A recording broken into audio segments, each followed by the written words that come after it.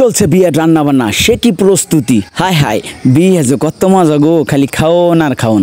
এই যে রোদ্রে পুইরা তারপরে আগুনের কাছে এইভাবে তাপ সহ্য করে রান্না বান্না করতেছি। আমার গোলামের পুতেরা ইয়া কি সুন্দর গাল চাবাই চাবাইয়া খাইবো আর খাওয়া উনিশিতে বিষ হইলে কত ধারণার কথা কইব। আহার এইটাই কেন কইছে বিয়ে যে কত মজা গো, খালি খাওন আর বৈদনাম বসেন। এই মানুষে কয় খাওয়ান আর খাওয়ান, আর মুই কইতাছি বিয়ে যে কত মজা গো, খালি বদনাম আর বদনাম। দেখা গেল হেন তা কেউ খাবে, কেউ কবে লবণ বেশি হয়েছে, কেউ একটু মুরগি কাঁচা রয়েছে, কেউ কত ধারণা। দেখেন এত কষ্ট করে রোদ্রের ভিতরে এই যে গরুর গোশত রান্না করতেছি, এরপরে মুরগি, তারপরে এটা সেটা ইত্যাদি এত সুন্দর করে এত রোদ্রের তাপের মধ্যে আমরা যখন এত কষ্ট করে করি, আমার গোলামের পুত বেয়ে রে কত ধারণা তোকা ধরে। কিন্তু আসলে রান্না বান্না এমন একটা জিনিস, এগুলো সবার ধারায় সম্ভব না, সবাই পারে না। রান্না বান্না করা যে কী যে কষ্ট, জাস্ট একটু ট্রেনিং দিলাম।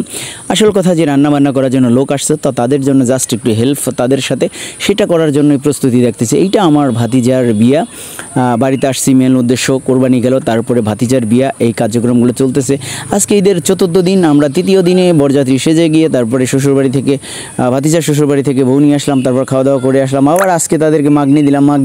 মাগনি খাওয়া মানে ওখান থেকে প্রায় 35-40 জন লোক আসবে, তো সেক্ষেত্রে তাদেরকে আমরা সমাদর করে খাওয়াবো। তার নিজের হাতে আমরা বাজার করে নিলাম, বাজার করে এনে তারপরে বাবুর্চির সাথে নিজেও একটু হেল্প করতেছি, কারণ করতে হবে, কারণ বাবুর্চি তো সে কাজকে আর বসে থাকে, তো সেক্ষেত্রে আমরা একটু শিখতেছি। আর যেহেতু আমি রান্নাবান্না করে খাই, সেক্ষেত্রে আমার আর একটু অভিজ্ঞতা দরকার, কারণ বড় বেশি মানুষের রান্না, কারণ আমি তো অল্প মানুষের রান্না করি। তো সেক্ষেত্রে কখনো যদি কোথাও বেশি রান্না করা লাগে, সেক্ষেত্রে এটা নিজের শিখার দরকার আছে না।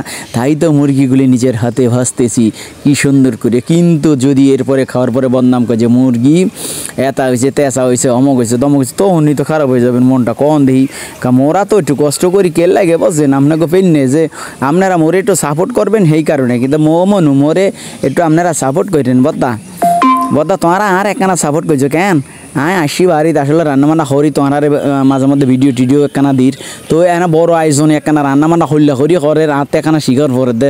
তো সেক্ষেত্রে আমি একখানা শিখির দিই, বদা তোমরা আরে সাপোর্ট করিবে আর সুন্দর সুন্দর ভিডিও করি তোমার লাই। তোমরা যদি একখানা সহযোগিতা সাপোর্ট পাই, তাহলে সেক্ষেত্রে আমি অনেক দূরে যাইতে যাম। তোমরা যদি আর সাপোর্ট না করো, তো আমি বেশি দূরে যাইতে না। এবার বলে আমার ভাষায় যে ভাই আপনারা আমাকে সবাই একটু সাপোর্ট করবেন নিত্য ভিডিও করার জন্য, আমি যেন আপনাদের পাশে থাকতে পারি। আর টোটাল মানি বিনোদন